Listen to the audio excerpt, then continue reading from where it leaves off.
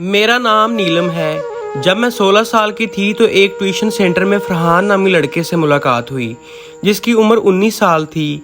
वो बहुत हैंडसम और लड़कियों में बहुत मकबूल था, लेकिन मैं चूंकि एक ज़हीन तालबा थी और हर वक्त अपनी पढ़ाई पर तवज्जो रखती थी, लिहाजा कभी उसमें दिलचस्पी नहीं लेती थी। जब मैं ट्यूशन से घर वापस जाती तो वो मेरा तौक़ुब करता था। मैंने उससे जान छुड़वाने की हर मुमकिन कोशिश की, लेकिन उसने अपनी कोशिश जारी रखी। एक दिन घर वापसी पर फरहान का दोस्त मुअज़्ज़म मेरे पास रुका और बताया कि फरहान मेरी मोहब्बत में दीवाना हो चुका है। मुअज़्ज़म ने दरख्वास्त की कि मैं एक बार उससे बात ज़रूर कर लूँ। काफ़ी सोचो विचार के बाद मैं इससे बात करने में राज़ी हो गई। वो मुझे एक फ़्लैट में लेकर गया, लेकिन वहाँ का माहौल मुझे काफ़ी परेशान कुन महसूस हुआ। फरहान मेरे साथ प्यार भरी बातें शुरू कर दी और फिर उसने मुझे छूना भी शुरू कर दिया। मैंने उसे रोकने की कोशिश की, लेकिन अगले ही लम्हे वो मेरे साथ लिपट गया। वो मुझे बेआबरू करता रहा। मेरे लिए ये वाक़या इंतहाई ख़तरनाक था। मैं टूटे हुए दिल के साथ घर वापस आई और खामोशी से अपने कमरे में जाकर लेट गई। मैं खौफ के मारे अपनी वालदा से इस मामले को खुफिया रखना चाहती थी, लिहाजा मुझे अपनी मदद के लिए फरहान ही नज़र आ रहा था। मुझे डर था कि मैं कहीं हामला ना हो जाऊं। मैंने फरहान से राब्ता किया और उसने बताया कि वो एक नर्स को जानता है जिससे मुआयना करवाया जा सकता है।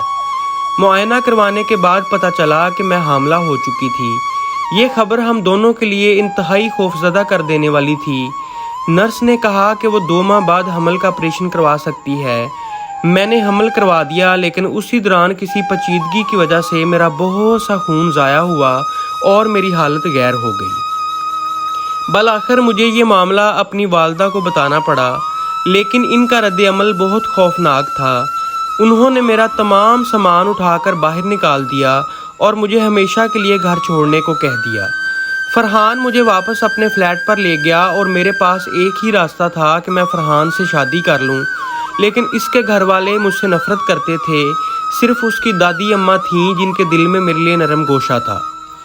बल आखिर हमारी शादी हो गई। फरहान के घर वाले मुझसे शदीद नफ़रत करते थे और उसके वालिद और भाई ने मेरे कपड़े फाड़कर घर से बाहर भी निकाल दिया।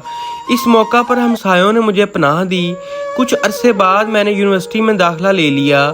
मेरा तलीमी रिकॉर्ड हमेशा शानदार रहा था और एक बार फिर मैंने बेहतरीन कारकर्दगी का मुजाहरा शुरू कर दिया था।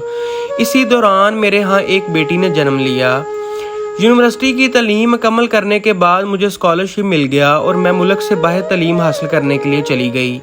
मेरी तालीम ने मेरी दुनिया में सबसे बड़े सहारे का काम किया और अब मैं एक आज़ाद खुद मुख्तार औरत के तौर पर ज़िंदगी गुजार रही हूँ। अगरचे मैं अपनी आला तालीम की वजह से एक बार फिर बाइज़्ज़त ज़िंदगी गुजारने के काबिल हो गई हूँ, लेकिन नादानी में उठाए गए एक कदम ने मुझे जो ज़ख्म लगाए हैं वो कभी ख़त्म नहीं हो सकेंगे और मुझे अपनी इस गलती का सारी उम्र पछतावा रहेगा। दोस्तों, मैं उम्मीद करता हूँ कि मेरी आज की ये सबक आमोज़ कहानी आपको अच्छी लगी होगी।